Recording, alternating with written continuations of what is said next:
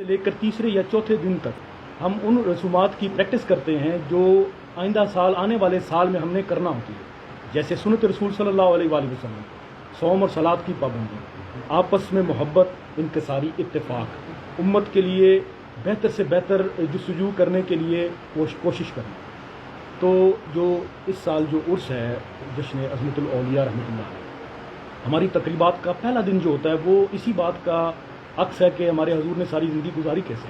پہلا دن مخصوص کیا جاتا ہے، جتنے بھی محبین ہیں، متعلقین ہیں، مریدین ہیں، دنیا بھر سے آتے ہیں۔ دنیا کے تقریباً 40-45 ملکوں میں سلسلہ عالیہ نقیبیہ کی نمائندگی ہے، باقاعدہ ذکر، اذکار، سنت کی پابندی وہ کروائی جاتی ہے۔ تو وہ سب لوگ جو ہیں وہ ان دو عرس میں شامل ہوتے ہیں۔ پہلا دن مخصوص کیا جاتا ہے ان کے استقبال کا۔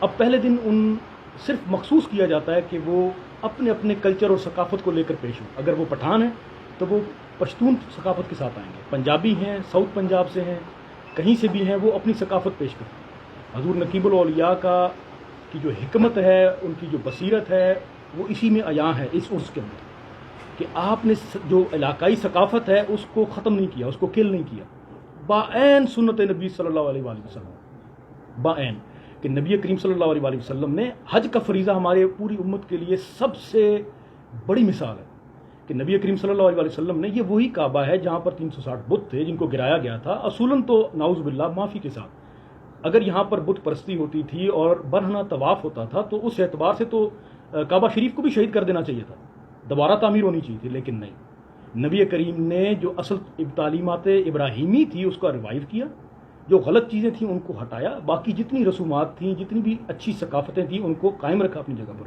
اس کو کل نہیں کیا۔ بالکل اسی طریقے سے آپ دیکھیے کہ پنجاب اور دیگر جو پاکستان کے علاقہ جات ہیں وہاں پر ثقافت جو ہے اس کو بڑا فروغ حاصل ہے، لیکن دینی حلقے میں افسوس کے ساتھ کہا جاتا ہے کہ اس کو اس طریقے سے پیزرائی نہیں ملتی ہے، جس کی وجہ سے معاشرے میں کلیش رہتا ہے، اور دینی جو حلقہ ہے اس کا کبھی بھی عام مخلوق کے ساتھ اس طرح ہم آہنگی نہیں ہو سکتی ہے، ہمیشہ جھگڑے ہی چلے رہتے ہیں، لیکن ایسی بات قطعاً نہیں ہے۔ حضور نقیب الاولیاء نے اس چیز کو بڑے غور سے سمجھا کہ امت کو اکٹھا کرنے کا طریقہ کیا ہے۔ اگر خواجہ اجمیری نے اور خواجہ نظام الدین اولیاء حضور امیر خسرو رحمۃ اللہ علیہ نے اگر طبلہ باجا اور میوزک کے ذریعے صوفیاء اور پوری امت کو اکٹھا کیا، ہندوؤں لاکھوں کروڑوں کو مسلمان کیا، تو اس دور کی یہ ضرورت تھی کہ ہم ایسی علاقائی ثقافت کو مارے نہ، اس کے اندر سے غلیظ اور دوسری چیزیں جو ان کو ہٹا دیا جائے، لیکن ان کو اکٹھا کیا جائے۔ تو ثقافت کی وجہ سے میں یہ بڑے ببانگ دہل کہتا ہوں، یہ پیغام ہے کہ ثقافت کو فروغ ملنا چاہیے۔ تو یہ پہلا دن مخصوص کیا گیا، اس کی وجہ سے ہمارے سلسلے کو ترقی بہت ملی۔ ہمارے سلسلے کے اندر لوگوں میں جو انسان کے جو چھپے ہوئے جذبات تھے ان کے اظہار کی ان کو اجازت دی گئی، جو اسلامی طریقے کے اندر رہتے، اسلامی دائرہ اس کے اندر رہتے ہوئے، تو اس کی وجہ سے سلسلے نے وسعت پکڑی۔ جو لوگ ذکر فکر اور صلات سے تھوڑا سا غافل رہتے تھے، کتراتے تھے، اسی بہانے سے ہم لوگ ان لوگوں کو صرف لے کر آئے۔ اس طرح یہ پہلا دن جو ہے گئے رات تک استقبال کیا جاتا ہے پورے پاکستان اور بیرون ملک سے آئے ہوئے جتنے بھی محبین ہیں۔ دوسرے دن ہم محفل مشاعرہ ہوتا ہے، اسلامی محفل مشاعرہ اور بزرگوں کا محفل مشاعرہ، جس میں مختلف بزرگان دین کا تذکرہ بھی ہوتا ہے، تقاریر بھی ہوتی ہیں، ان کی زندگیوں پر روشنی بھی ڈالی جاتی ہے، محفل نعت بھی ہوتی ہے، محفل ذکر بھی ہوتی ہے، اس طرح بیعت کا سلسلہ بھی چلتا رہتا ہے۔ تو تیسرے دن محفل سماع، چادر پوشی، غسل مبارک چوتھے دن ہوتا ہے۔ کیونکہ یہ عرس مبارک جشن عظمت الاولیاء تین دنوں پر محیط ہے، تو اس کو ہم شارٹ کر دیتے ہیں۔ پہلے دن استقبال ہم کرتے ہیں عشاء تک یا تھوڑا عشاء کے بعد تک، اس کے بعد محفل مشاعرہ، صوفیانہ مشاعرہ، اس میں تقاریر، اس میں ذکر فکر، اس میں محفل نعت، اور گئے رات تک عبادت، ریاضت اور وظائف جو ہیں اس کی وہ پریکٹسز کی جاتی ہیں۔ تو یہ ہمارے عرس کی تقریبات ہیں، بقایا پھر آپ تشریف لائیں گے بھی تو آپ بغور اس کا جائزہ بھی لیتے رہیں گے، اس کے اندر سے جو بھی اچھی چیزیں ہیں وہ آپ خود بھی دیکھتے رہیں گے۔ تو اسی طریقے پہ جو عرس پہ لوگ سیکھ کر جاتے ہیں، پورا سال پھر وہ اس پر پابند رہتے ہیں کہ وہ دائیں سے بائیں نہ ہوں، سنت نبی صلی اللہ علیہ وسلم کو پورا کرتے رہیں، ذکر اذکار پہ پابند رہیں، سوموار جمعرات کے ذکر اذکار ہیں، دوسری جتنی بھی دینی تقریبات جو ان کے علاقہ جات میں، بیرون ملکوں میں، اندرون ملکوں میں، وہ شریک ہوتے ہیں اور دین کی خدمت بھی کرتے ہیں اور عوام کی خدمت بھی کرتے ہیں۔ اس عرس کا خاصہ یہ ہے کہ حضور قبلہ عالم کی تعلیمات کے مطابق اور حضور عظمت الاولیاء کی تعلیمات کے مطابق لنگر پر بہت توجہ کی جاتی ہے، جو لنگر شریف ہے، بلکہ آپ یوں کہہ لیجئے کہ مرکز نقیب آباد شریف خود لگ بھگ 80% اناج خود خود کفیل ہے.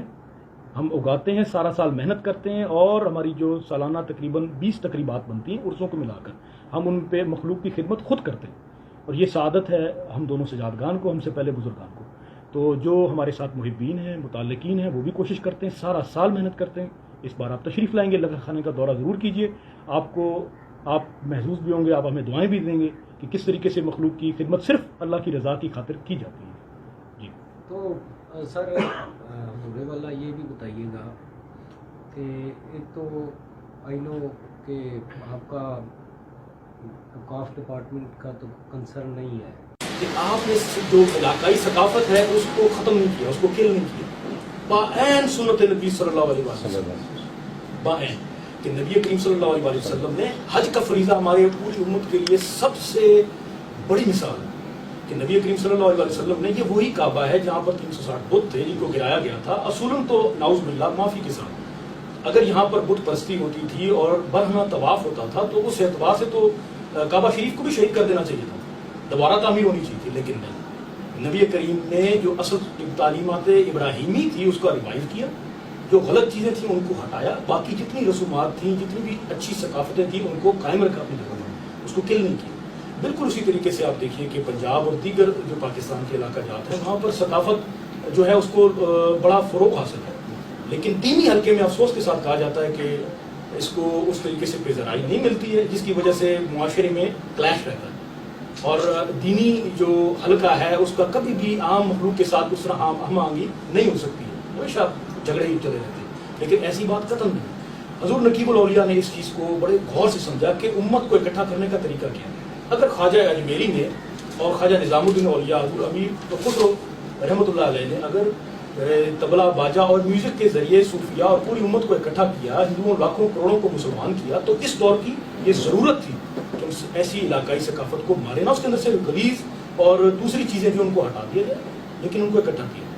اس ثقافت کی وجہ سے میں یہ بڑے بانگ دہل کہتا ہوں، یہ پیغام ہے کہ ثقافت کو فروغ ملنا چاہیے. تو جو پہلا دن مخصوص کیا گیا اس کی وجہ سے ہمارے سلسلے کو ترقی ہو رہی ہے. ہمارے سلسلے کے اندر لوگوں میں جو انسان کے جو چھپے ہوئے جذبات تھے ان کے اظہار کی ان کو اجازت دی گئی، جو اسلامی طریقے کے اندر رہتے، اسلامی دائرہ ہے اس کے اندر رہتے. تو اس کی وجہ سے سلسلے کی وسعت پکڑی. جو لوگ ذکر فکر اور صلات سے تھوڑا سا غافل رہتے تھے، کتراتے تھے، اسی بہانے سے ہم لوگ ان لوگوں کو صرف نہیں کریں. اس طرح یہ پہلا دن جو ہے کہ رات تک استقبال کیا جاتا ہے پورے پاکستان اور بیرون ملک سے آئے ہوئے جتنے بھی محبین. دوسرے دن ہم محفل مشاعرہ ہوتا ہے، اسلامی محفل مشاعرہ اور بزرگوں کا محفل مشاعرہ، جس میں مختلف بزرگان دین کا تذکرہ بھی ہوتا ہے، تقاریر بھی ہوتی ہیں، ان کی زندگیوں پر روشنی بھی ڈالی جاتی ہے، محفل نعت بھی ہوتی ہے، محفل ذکر بھی ہوتی ہے. اس طرح بیت کا سلسلہ بھی چلتا رہتا ہے. تو تیسرے دن محفل سماع، چادر پوشی، غسل مبارک چوتھے دن ہوتا ہے. کیونکہ یہ اس مبارک جشن عظمت الاولیاء تین دنوں پر محیط ہے، تو اس کو ہم شارٹ کر دیتے ہیں. پہلے دن استقبال ہم کرتے ہیں عشاء تک یا تھوڑا عشاء کے بعد تک. اس کے بعد محفل مشاعرہ، صوفیانہ مشاعرہ، اس میں تقاریر. انتظامی بسم اللہ، شکریہ جی. انتظامیہ ہمارے ساتھ گزشتہ جب سے عرس شروع ہوئے ہیں، بالخصوص حضور عظمت الاولیاء کے دور سے بہت ہمارے ساتھ تعاون کرتے ہیں. جہاں کہتے ہیں بہت احترام بھی کرتے ہیں، ہمیں بھی خدمت کا موقع دیتے ہیں، وہ بھی عوام کی خدمت کرتے ہیں. اور ڈی پی او صاحب جو بھی موجود ہوتے ہیں اپنے دور میں، وہ بہت، ڈی سی او صاحب بہت تعاون کرتے ہیں. ہر حلقہ ضلع کے اندر سے جب ان کو دعوت دی جاتی ہے تو وہ خدمت تو کرنی ہوتی ہے، لیکن وہ بڑے جوش و خروش سے آتے ہیں اور محبت کے ساتھ یہاں پہ کھڑے ہو کے ڈیوٹیاں کرتے ہیں اور بڑا تعاون کرتے ہیں جی ہمارے ساتھ. ہمارا جشن نقیب الاولیاء تو رجسٹرڈ ہے، لیکن اس کے باوجود اس عرس پر اور دیگر تقریبات پہ ہمارے ساتھ جو انتظامیہ ہے بہت محبت کے ساتھ تعاون کرتے ہیں. جی ہماری اپنی سیکیورٹی بھی ہے جو کثیر تعداد میں ریٹائرڈ فوجی افسران، دوسرے وہ آتے ہیں اور ڈیوٹی کرتے ہیں، حفاظت کرتے ہیں، عوام کی خدمت بھی کرتے ہیں. استقبالیہ پارٹی بھی ہے جی ہماری، وہ فیصل آباد سے آتی ہے، وہ سینکڑوں کی تعداد میں آتی ہے. وہ عام عوام الناس کو استقبال بھی کرتے ہیں، ان کی جو بھی خدمت ہوتی ہے وہ کرتے ہیں. ہر حلقہ موجود ہے ہمارے یہاں. یہاں پر زیادہ تر ٹائم کون دیتے ہیں، سپرویژن کون کرتے ہیں؟ آپ بھی یہاں پہ؟ ہم سپرویژن دونوں ہی کرتے ہیں. جو سجادہ صاحب، بڑے سجادہ صاحب ہیں، یہ زیادہ تر دورے پر رہتے ہیں. میرا وقت یہاں پہ زیادہ گزرتا ہے، لیکن انتظامات کے حوالے سے ہم دونوں یہاں پر کرتے ہیں. حضور عظمت الاولیاء نے دونوں سجادگان مقرر کیے تھے، تو ان کو حضور نقیب الاولیاء کی طرف سے سجادہ مقرر کیا تھا. ان کو نقیب ثانی بھی ان کا لقب ہے، اور پھر مجھے جو ہے خطاب مجھے خطاب عظمت ثانی، یعنی کہ ہم 2 سجادگان ہیں اس درگاہ پر، تو ہماری ڈیوٹیز جو ہیں وہ یکساں ہیں، اگر کہیں کمی بیشی ہو جائے تو ہم پوری کرتے ہیں، خدمت کرتے ہیں جیسے ہی ممکن ہو۔ اچھا حضور، پتہ نہیں ریلیونٹ ہے یا ان ریلیونٹ میں کویشچن کرنے لگا ہوں کہ ہم ویسے جتنے بھی فاضل شفق بلند مرتبہ مقام کے عمل جو اولیاء اللہ ہیں، بزرگان دین ہیں، ہم ان کے پیروکار ہیں، لیکن یہاں پہ ایسا بھی سسٹم چل گیا ہے کہ وہ اس شعبے کو کئی بدنام لوگ کر رہے ہیں، جیسے یہ داغا کرنے والے، تمیز کرنے والے لوگ، کئی ایسے انہوں نے روپ دھار لیا ہے یہ والا، جی تو بالکل، ان کے بارے میں تھوڑی سی روشنی ڈال۔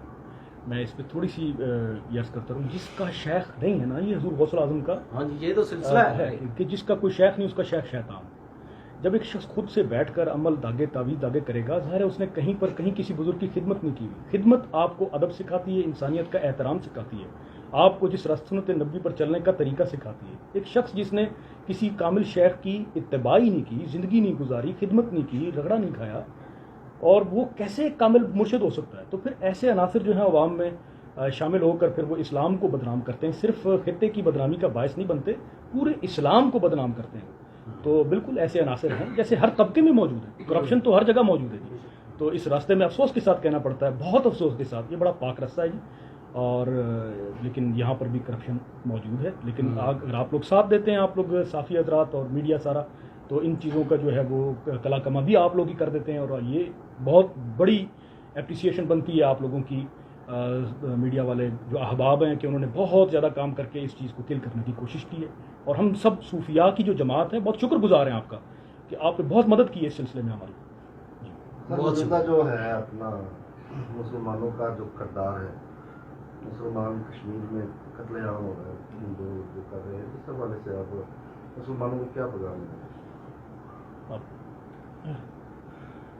قتل عام کے حوالے سے تو اللہ رحم فرمائے، جو وہاں پر حالات ہیں یہ پریکٹیکل جا کر دیکھا جا سکتا ہے، یہ صرف گفتگو کی حد تک نہ رہے۔ جس نے کشمیری حالات دیکھنے ہیں، میری شادی کشمیر سے ہوئی ہے، میرا بہت زیادہ آنا جانا ہے کشمیر میں، پورے کشمیر میں، صرف ایک جگہ پوائنٹ آؤٹ نہیں ہے، پورے کشمیر میں بہت زیادہ آنا جانا ہے۔ آپ جا کر وہاں پر حالات زندگی دیکھیں تو یہ لوگ بہت زیادہ پریشان ہیں۔ ہم لوگ تو صرف میڈیا میں اگر بتا دیں یا کوئی گفتگو کر لے تو وہ صرف ایک چھوٹی سی بات آپ اس کو سن لیں گے، وہاں پر جا کر دیکھیں تو ان لوگوں کی زندگیاں عذاب سے اوپر والی اسٹیج پر ہیں، مطلب لفظوں میں بیان نہیں آپ نہیں بیان کر سکتے، آپ یقین نہیں کر سکتے۔